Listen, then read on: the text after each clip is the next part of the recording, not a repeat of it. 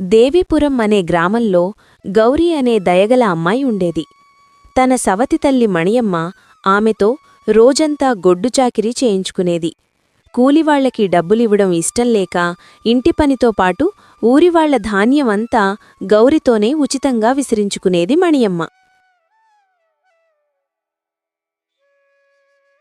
ఏమే గౌరీ, చేతులు పడిపోయాయా? ఏడుస్తూ కూర్చున్నావు. ఈ 10 బస్తాల జొన్నలు ఈ సాయంత్రానికల్లా పిండి కావాలి, లేదంటే ఈరోజు నీకు అన్నం పెట్టేది లేదు. చేస్తున్నానమ్మా, నా వల్ల కావడం లేదు. కొంచెంసేపు ఆగి చేస్తాను. ఆగేది లేదు, చెయ్యి త్వరగా. మధ్యాహ్నం బట్టలుతకడానికి నదికి వెళ్లిన గౌరికి ఒక ముసలావిడ ఆకలితో అలమటిస్తూ కనిపించింది. గౌరి తన కడుపు కాలుతున్నా తనకోసం తెచ్చుకున్న కొద్దిపాటి అన్నాన్ని ఆ ముసలావిడకు పెడుతుంది.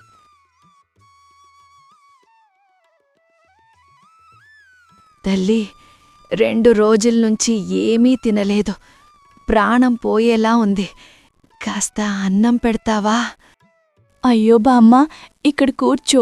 నా దగ్గరున్న ఈ కొద్దిపాటి అన్నం తిను.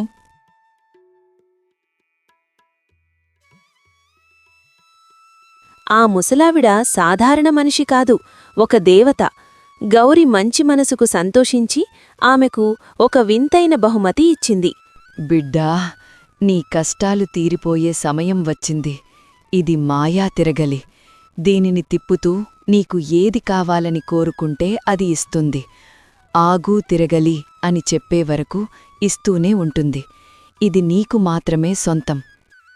ఆ రాత్రి ఆకలితో ఉన్న గౌరి ఆ తిరగలిని అడిగి కడుపు నిండా భోజనం చేసింది. కాని కిటికీచాటున నెక్కిన సవతితల్లి మణియమ్మ ఆ మాయను చూసేసింది. ఆమె బుర్రెలో దురాశ మొదలైంది. ఆగు తిరగలి, ఆగు. నా కడుపు నిండిపోయింది. అరెరే, ఈ తిరగలి భలే ఉందే. దీన్ని ఎలాగైనా దొంగిలించి నేను రాణిలాగా బ్రతికేయాలి. అనుకున్నదే తడవుగా గౌరి నిద్రపోగానే మణియమ్మ ఆ తిరగలిని ఎత్తుకెళ్లి తన గదిలో పెట్టుకుంది. ఇక ఈ ప్రపంచంలో తానే పెద్ద కోటీశ్వరురాలిని అయిపోవాలని పగటి కలలు కన్నది. కాని ఆ మాయా తిరగలి కేవలం మంచివాళ్లకే సహాయం చేస్తుంది.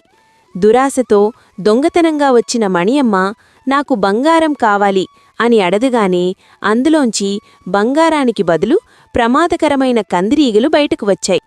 యమ్మా, ఏంటివి? నన్ను కుట్టేస్తున్నాయి. రక్షించండి, కాపాడండి. ఆగు తిరగలి, ఆగు. మణియమ్మ అరుపులు వినిపించి గౌరి తలుపు తెరిచి లోపలికి వచ్చింది. ఆమె ఆపగానే తిరగలి ఆగిపోయింది. ప్రాణాలు అరచేతిలో పెట్టుకున్న సవతి తల్లికి అప్పుడు కనువిప్పు కలిగింది. నన్ను క్షమించు గౌరీ.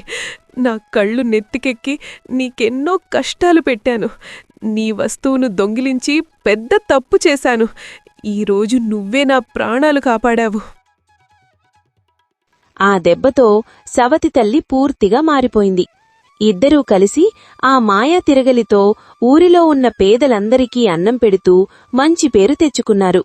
అత్యాశ ఎప్పుడూ ఆపదనే తెస్తుందని మణియమ్మకు అర్థమైంది.